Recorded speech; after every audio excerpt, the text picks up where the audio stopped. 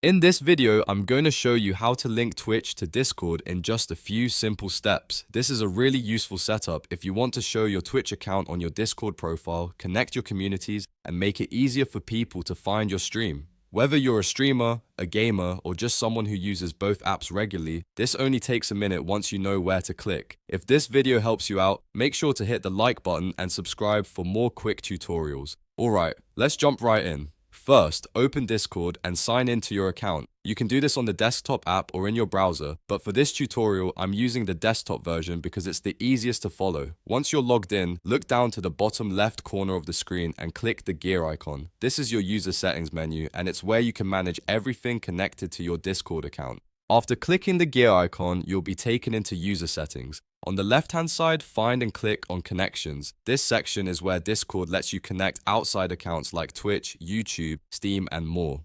Since we're linking Twitch today, this is the exact place you need to be. Now, under the section that says Add Accounts to your profile, you'll see Twitch listed as one of the options. Click on Twitch to begin the connection process. Discord will then open a Twitch sign-in window or redirect you to log in through Twitch. At this point, enter your Twitch username and password for the account you want to link. Make sure you're using the correct Twitch account, especially if you have more than one. Once you sign in, Twitch will ask you to authorize the connection. This is the permission step that allows Discord to access and display your Twitch account on your profile. Click Authorize to allow the connection.